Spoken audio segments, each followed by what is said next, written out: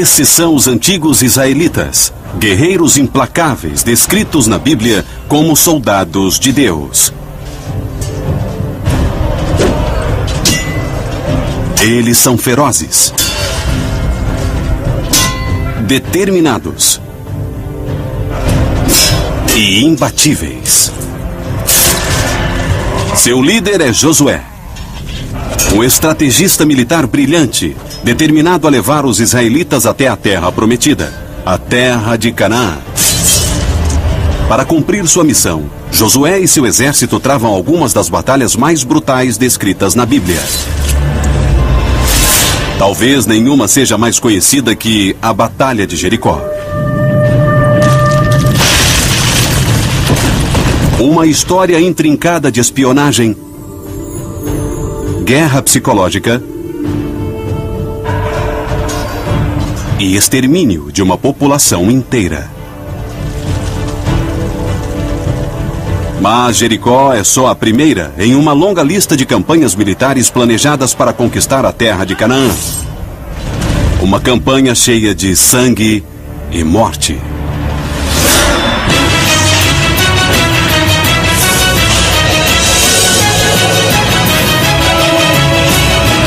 Batalhas antes de Cristo. Josué, a matança épica. O poder militar de Josué é primeiro descrito na Bíblia durante a grande campanha do Êxodo na saída do Egito no século 14 a.C. Logo depois dos israelitas terem atravessado o Mar Vermelho, eles são encurralados por um grupo cananeu chamado de Amalequitas. O líder israelita na época era Moisés. Ele escolhe seu guerreiro mais feroz, o jovem Josué, para ser seu comandante. Josué luta brilhantemente e lidera os israelitas para a vitória. Mas tanto ele quanto Moisés percebem que os israelitas precisam ser uma força de combate mais eficiente se quiserem invadir e conquistar Canaã e suas dezenas de cidades-estado fortificadas. Os israelitas são guerreiros de infantaria leve. Eles não podem encarar o inimigo em campos abertos. Os cananeus têm bigas e podem facilmente vencê-los. Então eles ficam no deserto por 40 anos, criando um exército poderoso e muito forte. Josué está impaciente para invadir Canaã, mas aceita a sabedoria de Moisés, que acredita que os israelitas devem ficar no deserto por mais tempo para treinar uma nova e maior força de combate. Depois de 40 anos, o contingente do exército cresce para 8.000. Uma força que agora vai ter o seu momento. O primeiro passo é deixar o acampamento em Cádiz Barneia. As cidades muradas de Canaã bloqueiam a rota pelo norte. Então Moisés e Josué lideram 35.000 homens, mulheres e crianças para o sul. E depois para o leste, até o Vale do Jordão. Os israelitas passam tranquilamente pela terra dos Edomitas e dos Moabitas. Mas logo encontram uma tribo não amigável, que se recusa a deixá-los passar, os Amonitas. Nesse primeiro teste do exército israelita recém-treinado, Josué mostra que não perdeu sua habilidade militar e lidera o exército até a vitória. A Bíblia diz que Moisés, Josué e os israelitas atacaram várias outras tribos no Vale do Jordão a caminho de Canaã. Números 21:33. Eles subiram pelo caminho de Bazã. Og, o rei de Bazã, com todo o seu povo, contra eles e os atacou. Eles o derrotaram e também seus filhos e todo o seu povo, sem deixar ninguém com vida. Qual a necessidade desse tipo de brutalidade? E a resposta de uma perspectiva militar é bem simples. Os israelitas não têm intenção de morar no Vale do Jordão. Sua intenção é passar com o exército até a fronteira de Canaã para que a área ao longo do Rio Jordão se torne um ponto estratégico para ataques futuros a ela. E eles não podem permitir forças hostis significativas na sua retaguarda. A Bíblia nos diz que Moisés morre antes de chegar à terra prometida e Deus escolhe Josué como comandante dos israelitas. Até aqui, os israelitas precisaram de 40 anos e milhares de mortes para chegar onde estão. Mas entender onde Josué esteve nos dá uma boa ideia do que vai acontecer a seguir em sua história. Por mais difícil que tenha sido até aqui, a próxima parte da viagem para Canaã será ainda mais sangrenta. Josué, agora sozinho no comando, desenvolve uma estratégia para conquistar Canaã. Ele precisa adquirir o controle da cadeia de montanhas que passa pelo centro da região. Uma vez nessa cadeia de montanhas, ele não só controla todas as passagens pela região, mas também está livre do contra-ataque dos exércitos cananeus, que têm muitas bigas, enquanto os exércitos israelitas têm uma infantaria essencialmente leve. O exército israelita é perfeito nas táticas de ataque e retirada em terreno irregular, e eles vão jogar com essa força. Josué reúne seus 8.000 soldados e anuncia a localização de seu primeiro ataque. Ele será contra uma das cidades mais antigas do mundo, a lendária cidade de Jericó.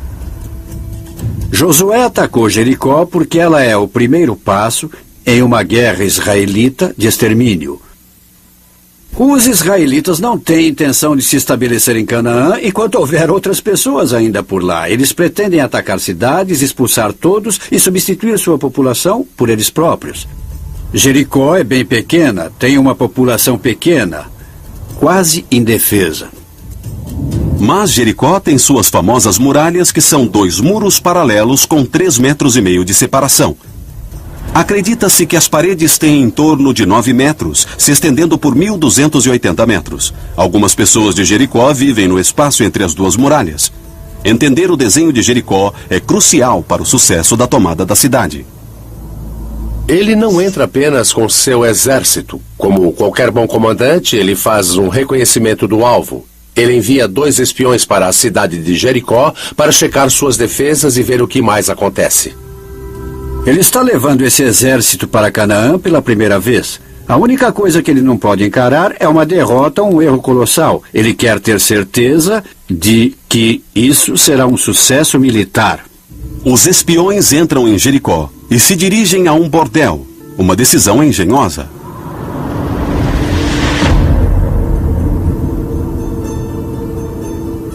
A escolha de uma pensão ou uma casa de prostituição é absolutamente brilhante. É uma cidade pequena, os estranhos são imediatamente reconhecidos.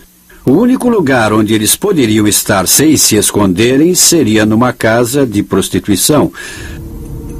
Também é onde se fala muito, e muita fofoca pode ser ouvida sobre as disposições de tropas, as formas de combate e etc. Eles encontram uma prostituta que concorda em ajudar. Seu nome é Raabe. Raabe conta aos espiões israelitas sobre a situação de Jericó. E o que fica bem claro é que eles têm um moral muito baixo. As histórias das grandes matanças durante a campanha jordaniana chegaram aos seus ouvidos. Então eles estão morrendo de medo de serem atacados. A Bíblia diz que Raabe mora entre as 2 muralhas paralelas. Isso é importante porque, como veremos, há alguns que acreditam que a localização do apartamento de Raabe é a chave para o desenrolar da Batalha de Jericó. Agora anoiteceu e os espiões israelitas estão prontos para sair de Jericó e levar o relatório de inteligência a Josué. Mas seu disfarce é descoberto. O serviço de inteligência do rei de Jericó descobre que espiões israelitas estão na cidade e os rastreia até o apartamento de Raabe. Eles exigem que ela entregue os 2 espiões israelitas. De acordo com a Bíblia, Raabe acoberta os israelitas. De fato, esses homens vieram aqui, mas eu não sabia de onde eram. À noite, ao fecharem a porta da cidade, eles foram embora, não sei para onde. Vão atrás deles. Certamente os alcançarão. Parece que eles ficam satisfeitos com essa explicação. Imagine-se que eles fariam uma busca, mas dada a profissão de Raabe, ela devia ser bastante persuasiva. Então, onde estariam os espiões? A Bíblia diz que ela os escondeu no telhado. Cobertos pela noite, os espiões escapam da cidade e voltam para Josué. Mas antes de irem, eles dizem a Raabe: por ter nos ajudado, quando houver o ataque à cidade, queremos que você e sua família sejam poupados. E para sabermos que essa é a sua casa, Pegue um cordão vermelho, amarre na janela e nenhum mal acontecerá a você ou à sua família. Raabe amarra o cordão vermelho na janela e os espiões descem por uma corda para fora da muralha. Os homens relatam a Josué informações importantes. A pequena população de Jericó está aterrorizada e, portanto, vulnerável. A informação dá a Josué a confiança de que agora é hora de atacar a cidade. Josué lidera seu exército pelo rio Jordão em direção a Jericó. É um exército grande. Nossas estimativas falam de 8 a 9 mil homens. Um dos maiores exércitos que já foram postos em campo em Canaã. Dentro das muralhas, os cidadãos estão apavorados. Aí vem o exército que eles sabem que matou todo mundo a caminho do Vale do Jordão. Jericó é uma cidade pequena de apenas 3 hectares, praticamente o tamanho de 8 campos de futebol americano. Para estimar a população da antiga Jericó, baseado em referências, os historiadores falam em 830 habitantes por hectare urbanizado. Isso vezes uns 8,5 hectares e você chega a uma população de aproximadamente 2.500 mais ou menos. Uns 20% disso pode ter se reunido para defender a cidade. As muralhas têm 1,5 km de circunferência. Então você tem um exército lá fora de 8 a 9 mil homens, cercando uma cidade que não chega a ter 500 soldados dentro das muralhas. É quase 1 para cada 3 metros. O exército israelita pode cercar Jericó com 1 homem a cada metro por 6 vezes. Mas esse imenso exército não ataca. Durante 6 dias, Josué marcha com seus homens ao redor de Jericó. A descrição bíblica do plano soa como absurda. De acordo com ela, Yahvé diz a Josué que ele deve marchar em torno da cidade por 6 dias. De acordo com a Bíblia, no 7º dia, os israelitas deveriam soar suas trombetas ou trompas de batalha. E as muralhas deveriam cair, e todos conhecem a história sobre Josué na Batalha de Jericó e as muralhas que caem. Josué disse ao povo: gritem, porque o Senhor entregou a cidade a vocês. Ao ouvir o toque da trombeta, o povo gritou alto e a muralha caiu. Os homens entraram e tomaram a cidade. As muralhas caíram e as defesas de Jericó também. É um milagre ou há uma outra explicação? As muralhas de Jericó ruíram.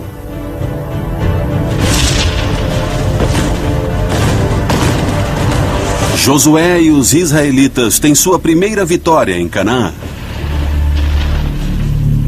Mas deve haver uma explicação militar mais pragmática, e eu acho que a Bíblia revela se você souber onde procurar.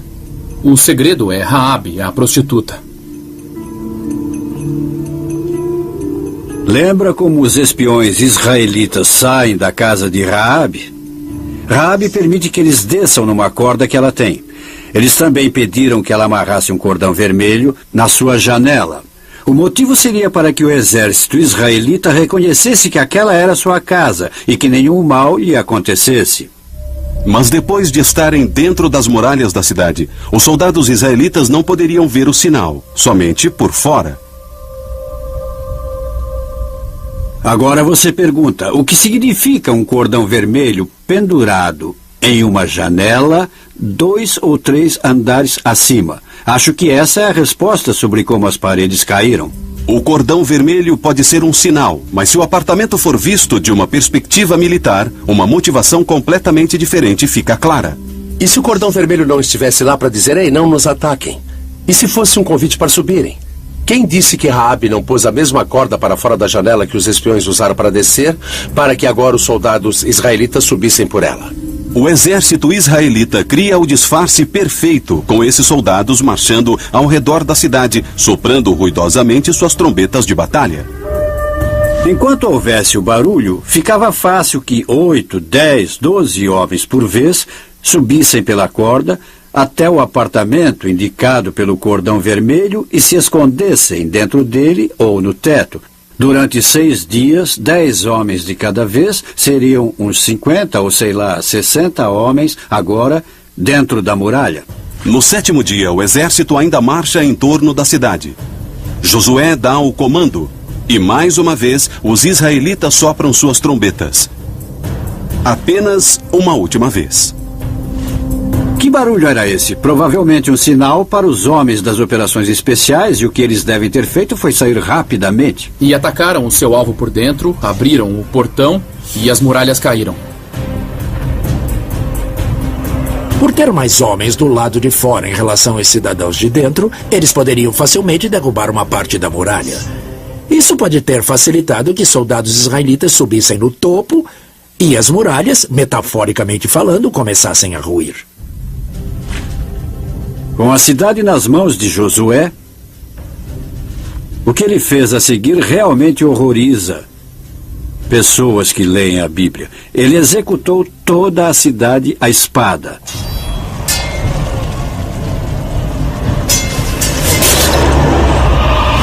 O termo em hebraico é Kohanesema. Se aproximar da cidade e matar tudo que tiver vida. O massacre é corpo a corpo.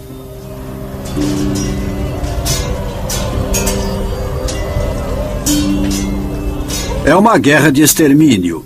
Josué envia um recado a outros reis de Canaã.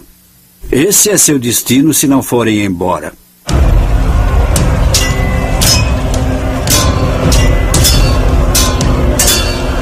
Eles matam todos os homens, todas as mulheres, todas as crianças, todos os bodes, todas as ovelhas, todos os jumentos, literalmente tudo que tiver vida, e depois queimam a cidade. É um destino terrível, terrível, que ele impõe ao pobre povo de Jericó.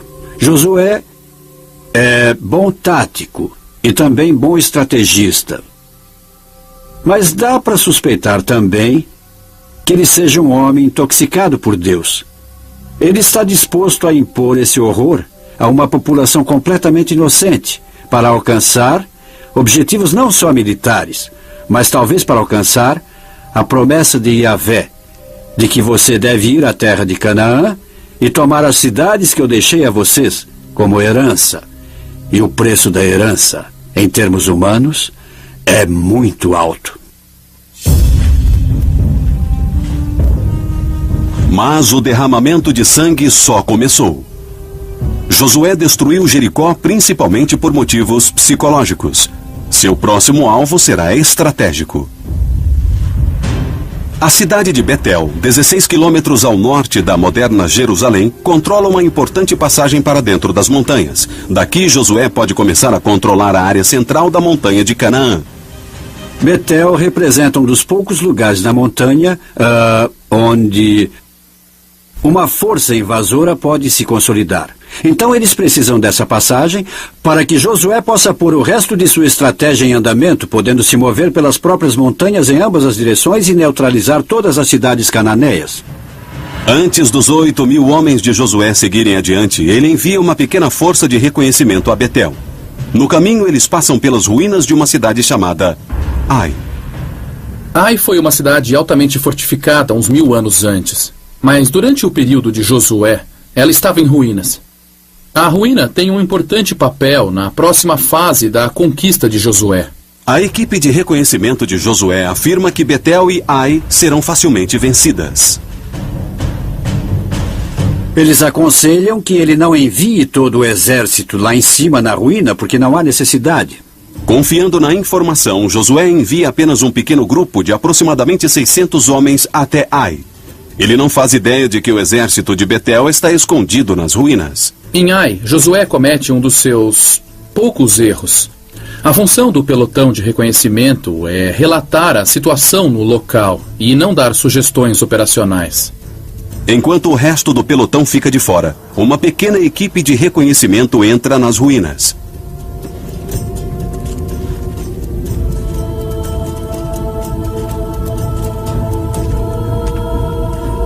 O que deve ter acontecido é que o lugar parece deserto e eles entram nas ruínas e ficam encurralados.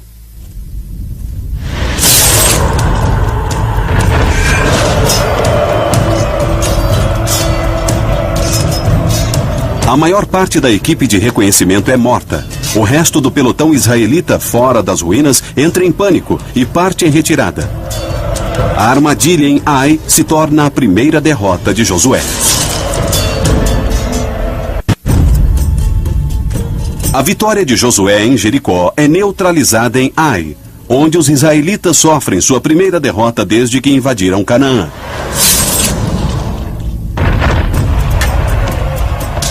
Um pequeno pelotão de soldados israelitas é encurralado e morto por um grupo cananeu chamado de Betelitas. É interessante o que Josué faz ou o que se passa em sua mente na hora. Ele está preocupado. Não tanto com a pequena derrota no campo de batalha, mas está mais preocupado com o efeito disso na psicologia dos cananeus. Ele tinha destruído a cidade de Jericó para espalhar uma onda de terror pelas cidades cananeias, e agora suas próprias forças foram vencidas. Então a Bíblia nos diz que sua preocupação era perder essa vantagem psicológica, e para compensar, ele rapidamente decide partir para o ataque. Na manhã seguinte, Josué mobiliza todos os seus 8.000 homens e marcha com eles para Ai. A marcha de Josué leva a maior parte do dia, chegam ao entardecer e ficam numa posição atrás de umas colinas ao leste das ruínas. Entre o exército de Josué e Ai, há um vale raso em forma de uma cela. Josué arma o acampamento israelita de forma que fique fora da vista dos betelitas. Depois de observar pessoalmente as ruínas, ele entende como seus homens foram cercados. As ruínas de Ai formam um campo de batalha caótico, 5,5 hectares de escombros entre um muro derrubado. É uma confusão de ruínas e de prédios demolidos, um território perfeito para emboscadas.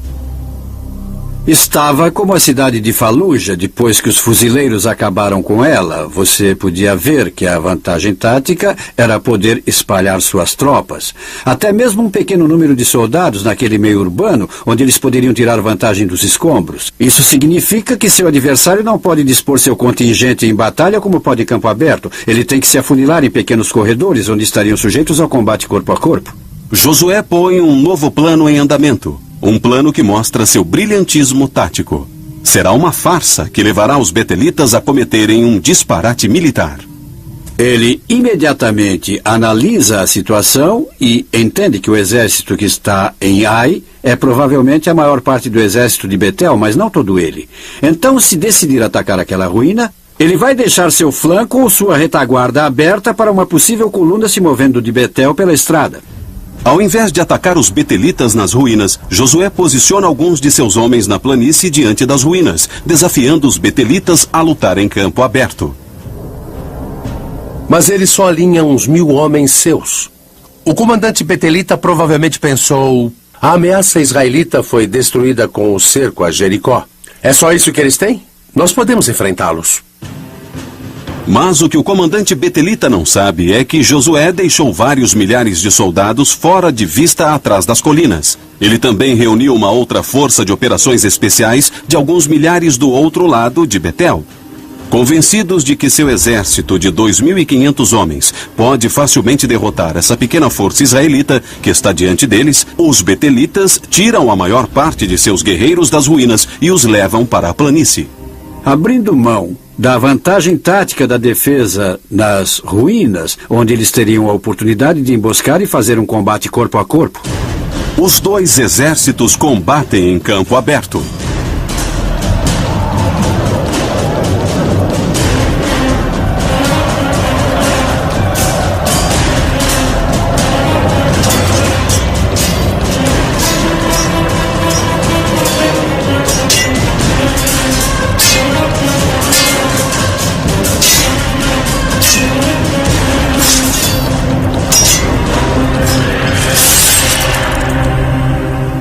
O sangue, os pelos e os olhos se misturam e a batalha é feroz. A espada de bronze é a principal arma de ambos os exércitos. Sua lâmina, de 30 centímetros, e o punhal são forjados a partir de uma única peça sólida de bronze para ter força extra. Ambos também carregam lanças de madeira de 1,80 m de comprimento. Essas armas de ataque são arrematadas com bronze afiado na ponta. Os israelitas também usam atiradeiras que transformam pequenas pedras em projéteis fatais que matam como balas. Rapidamente, o campo de batalha em Ai vira uma zona de morte. Os israelitas ainda no campo de batalha estão exaustos e batem em retirada.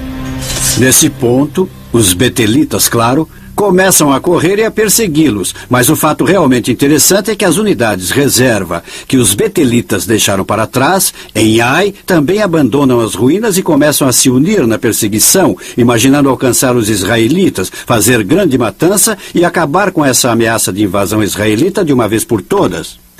Quando Josué chega ao topo da montanha, ele para, vira e faz uma espada brilhar ao sol, dando um sinal aos 1000 israelitas escondidos a oeste da ruína. Assim que estendeu a mão, os da emboscada partiram correndo de seus postos. Josué sinaliza aos seus homens. Eles saem de seus postos e queimam completamente o acampamento betelita em Ai.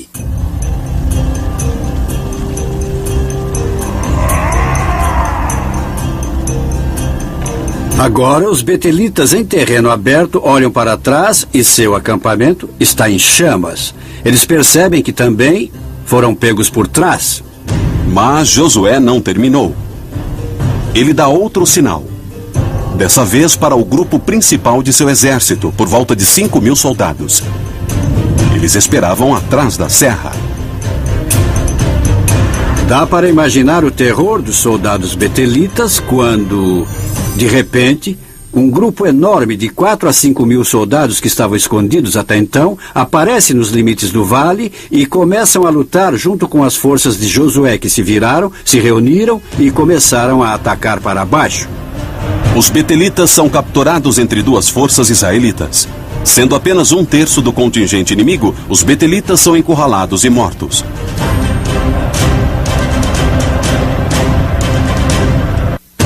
Na batalha de Ai, o comandante militar israelita Josué usa táticas de batalha superiores para vencer o grupo cananeu chamado de betelitas. O que Josué faz em Ai é blefar. Ele não mostra tudo o que tem e obriga o seu oponente a apostar tudo. E então faz uso de seu poder. Vamos ver na vida de Josué essas indicações de um tático brilhante, de um indivíduo, um estrategista, um homem que tem um pulso firme na realidade militar. Os israelitas são guerreiros experientes que têm os números, e Josué, um comandante brilhante, a seu favor. O resultado é uma matança total. Os betelitas são rapidamente cercados e são massacrados. Josué ordena o extermínio de todos eles. E mais uma vez, você vê o que ele faz, o que Josué está fazendo. Sabe, é uma história muito cruel. Mas ele tem um propósito duplo aqui. Primeiro, ele quer retomar a vantagem psicológica instaurando o terror dos reis cananeus remanescentes. E depois, ele não pode simplesmente permitir que as forças betelitas continuem atrás de sua linha de comunicação. Eles todos têm que morrer e todos morrem. E isso inclui o rei betelita, que é capturado vivo. Josué ordena que seus homens levem o rei aos portões de Betel, onde ele é enforcado. Ele enforca o rei em uma árvore e o deixa lá até a noite. Com a execução pública do rei betelita e seu exército destruído, a cidade estratégica de Betel se rende. O brilhantismo tático de Josué fica claro na batalha de Ai. Se ele tivesse apresentado seu exército inteiro diante da cidade, os betelitas nunca sairiam e o enfrentariam em campo aberto. Eles teriam visto claramente que eram minoria e que seriam destroçados na cidade. E ele seria enredado em uma longa batalha lenta e desgastante. E isso era algo que Josué não poderia arriscar. Ele não poderia arriscar perder tempo e nem homens. Josué agora ganhou iniciativa estratégica e iniciativa tática. Ele destruiu Jericó, liderou com sucesso seu exército até que tomasse a abertura para a cadeia de montanhas que atravessa Israel longitudinalmente, e ele também retomou a vantagem psicológica mais uma vez. Ele pôs medo nos corações dos reis cananeus, cujos reinos se localizam na cadeia de montanhas, principal alvo estratégico das operações militares de Josué. O próximo passo de Josué é diplomático. Ele convence tribos cananeias nas montanhas a se aliarem aos israelitas. Essas são tribos que estão armadas com suas próprias forças militares, assim como os israelitas, e estão fora da influência das cidades-estado cananeias. Isso soa para ele como enorme vantagem militar. Primeiro, agora ele pode se mover pelas montanhas, pelo menos para o norte, sem ter que lidar com essas tribos, porque elas agora são aliadas. Em segundo, elas tornaram a logística dele mais fácil. Elas também tinham suprimento de flechas, também tinham colheitas e animais que poderiam fornecer. Eles não têm nenhum ganho, claro, protegendo os estados cananeus. Então entram para o exército de Josué como mercenários.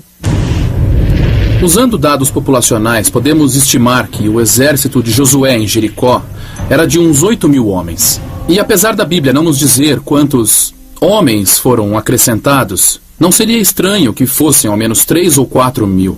Então você tem uma força militar com um contingente de aproximadamente 12.000 soldados.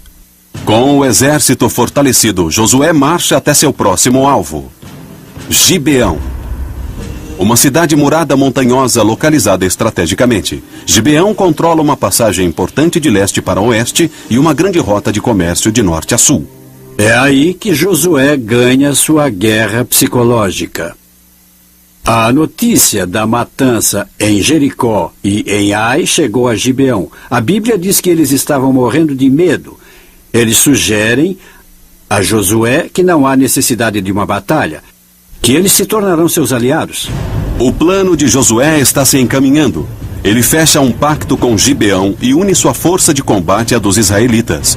Juntos, eles cortam importantes rotas de comércio cananeias no centro da cadeia de montanhas da região. Essa não é uma situação que os reis cananeus podem tolerar por muito tempo. Então, o rei Jebuseu de Jerusalém, Adonisedeque, envia uma mensagem aos outros 5 grandes reis da região para que se unam contra Gibeão, e os 5 e os exércitos de todos os 5 reis começam a convergir para Gibeão. Eles começam a rodeá-la e fecham o cerco. Os 5 reis cananeus comandam uma força combinada de aproximadamente 15.000 homens. Eles são um exército poderoso de infantaria bem armada e bigas. Poucos armados e cercados, os gibeonitas enviam uma mensagem a Josué sobre o cerco. Os gibeonitas mandaram dizer a Josué no acampamento em Gilgal: não abandonem seus servos. Venham depressa nos salvar, pois todos os reis amorreus que vivem na serra se reuniram contra nós. Josué honra o pacto. Passaram-se apenas 2 meses da batalha de Ai, mas a máquina militar israelita está em ação novamente. Eles começam uma marcha noturna de 29 quilômetros em um dos terrenos mais acidentados de toda Canaã. De Gilgal a Gibeão, você sobe 450 metros de altitude. E estamos falando em movimentar muita gente, umas 12.000, em um terreno rochoso. Fazendo isso com comando e controle para levar esse grupo até uma posição em que possa atacar, conseguindo assim uma surpresa tática. Em algum ponto no meio da noite, os israelitas chegam ao lado leste de Gibeão. Para entender o que está havendo, você tem que entender o tipo de topografia em que Gibeão está localizada. Gibeão está localizada num vale, mas no centro do vale há um outeiro e a cidade fica localizada nesse outeiro. Os exércitos cananeus unidos cercam Gibeão no vale abaixo. O exército de Josué chega por trás das colinas próximas de Gibeão por volta de umas 3 da manhã. Eles estão exaustos da marcha, estão com fome, com sede, mas não podem fazer fogueiras para se aquecer, não podem fazer fogueiras para cozinhar e nem podem fazer muito barulho. E o motivo é estarem na coordenação final antes de partirem para o ataque. Josué pensa um novo plano de ataque que combina o elemento surpresa com uma precisão de tempo em seu ataque. Qualquer barulho, qualquer erro, qualquer movimento estranho e certamente qualquer fogo poderia denunciar sua posição e boicotar totalmente a surpresa que Josué se esforçou tanto para conseguir. Muitos historiadores acreditam que Josué espera até o amanhecer para iniciar seu ataque. A Bíblia diz que Josué rezou ao Senhor para que o sol ficasse parado. Josué disse ao Senhor na presença de Israel: Sol, detenha-se em Gibeão, e a lua sobre o vale de Aialon. E o sol se deteve e a lua parou. Nunca antes nem depois houve um dia como esse, em que o Senhor obedeceu a um homem. O que deve ter acontecido em termos físicos foi que era de manhã cedo e o sol está nascendo e a lua ainda estava presente no céu. Parece que foi isso que aconteceu. Isso nos dá uma ideia do movimento do dia em que houve essa batalha. O momento do dia é crucial, porque ele usa uma força da natureza como aliada: o sol. Josué lidera esse exército para cima do outeiro e ataca o outeiro abaixo com o sol em suas costas. Ele toma os exércitos cananeus que ainda estão no acampamento tomando seu café, ainda em suas tendas, meio sonolentos, e eles são massacrados. A carnificina começa.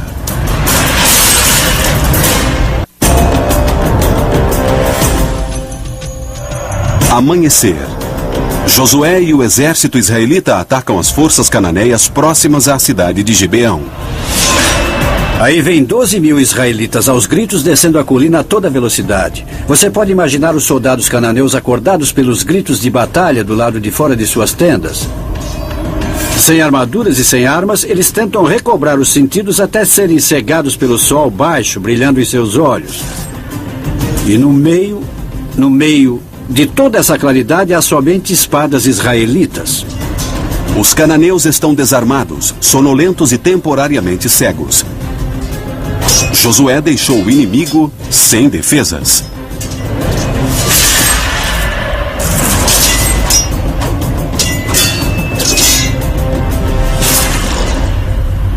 Vemos de novo seu conhecimento do terreno e sua tática. As montanhas rodeiam toda Gibeão. Josué poderia ter colocado seu exército em qualquer lugar, mas colocou numa posição em que, quando o sol nascesse de manhã, ele pudesse estar nas suas costas. E ele atacou um inimigo que ainda não comeu e nem acordou totalmente, tirando vantagem do terreno, da geografia e até do movimento do sol, transformando tudo em vantagem para seu objetivo tático. É uma matança fácil.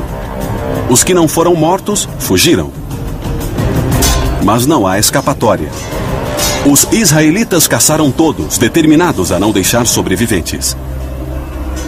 O que Josué tem em mente é nada menos que o extermínio do exército de uma das mais poderosas cidades-estados em toda Canaã. Eles não devem sobreviver por mais um dia. Eles continuam caçando e perseguindo os cananeus que fugiram em todas as direções até o pôr do sol. Depois descansam naquela noite, levantam logo ao amanhecer e continuam a perseguição.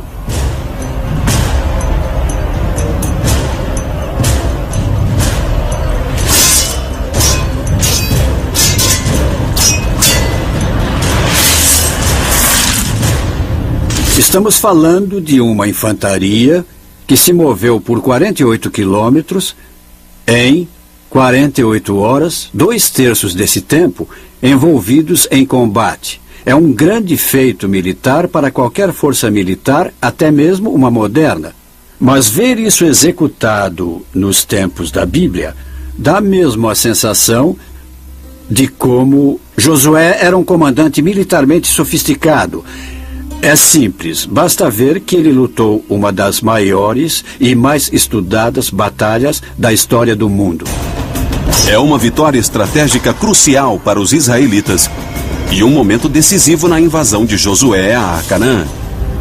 Nesse momento, Josué já tinha alcançado muitos dos seus objetivos estratégicos. Ele está no controle da maior parte da cadeia de montanhas. Ele também já fez acordos ou destruiu a maior parte das cidades-estado cananeias. Então, Josué foi bem-sucedido em grande parte. De acordo com a Bíblia, Josué continua vencendo dezenas de reinos cananeus, mas não consegue capturar toda a terra prometida.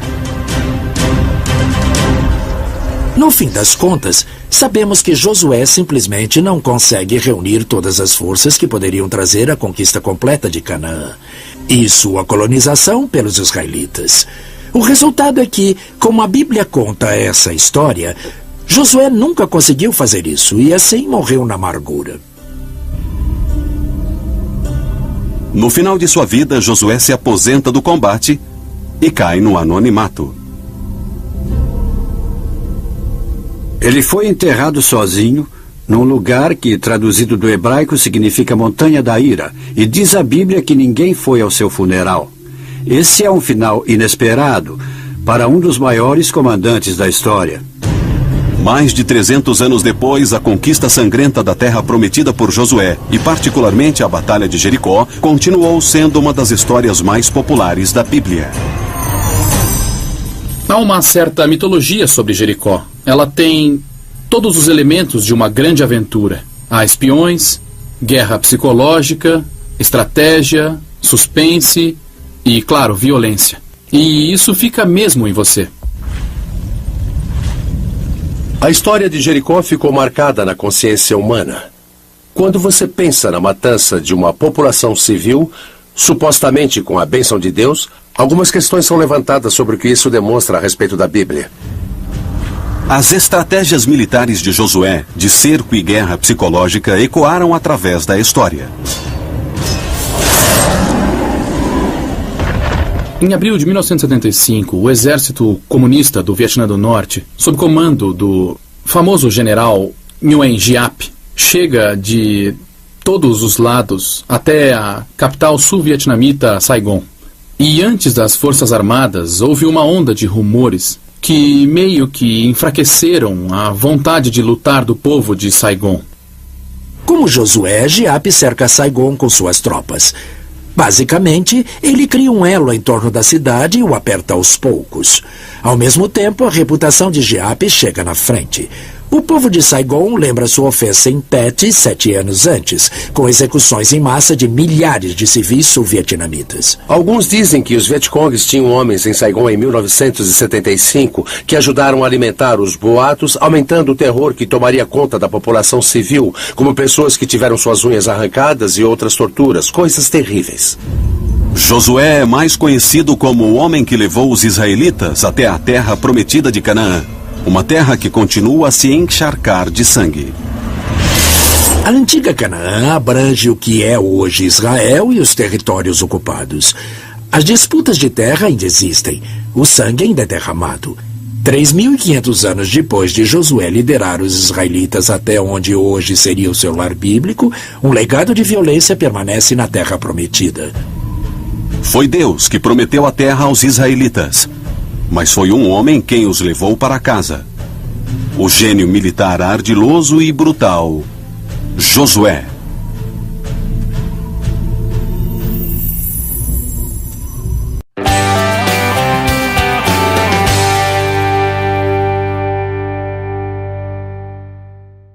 Não tem intenção de morar no Vale do Jordão. Sua intenção é passar com o exército até a fronteira de Canaã para que a área ao longo do Rio Jordão se torne um ponto estratégico para ataques futuros a ela. E eles não podem permitir forças hostis significativas na sua retaguarda. A Bíblia nos diz que Moisés morre antes de chegar à terra prometida e Deus escolhe Josué como comandante dos israelitas. Até aqui, os israelitas precisaram de 40 anos e milhares de mortes para chegar onde estão. Mas entender onde Josué esteve nos dá uma boa ideia do que vai acontecer a seguir em sua história.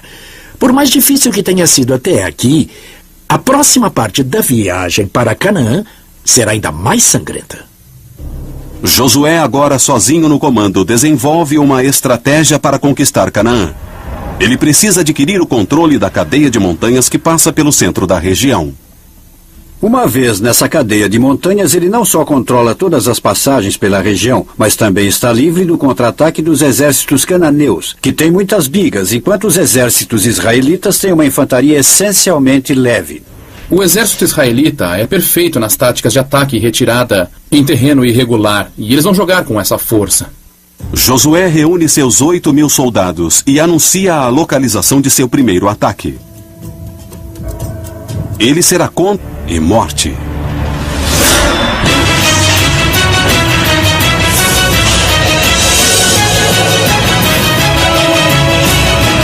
Batalhas antes de Cristo. Josué, a matança épica.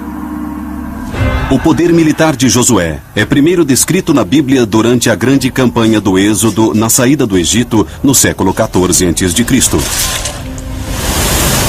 Logo depois dos israelitas terem atravessado o Mar Vermelho, eles são encurralados por um grupo cananeu chamado de Amalequitas. O líder israelita na época era Moisés.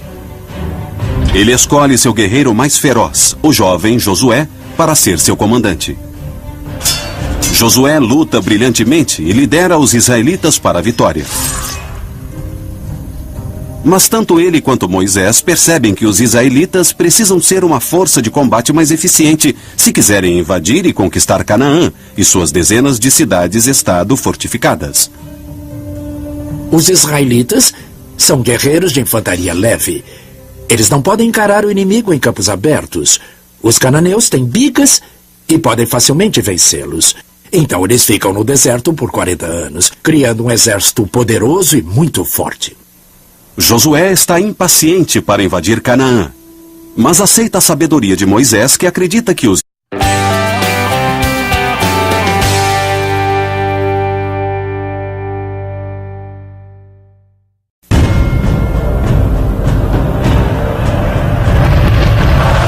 Esses são os antigos israelitas, guerreiros implacáveis descritos na Bíblia como soldados de Deus.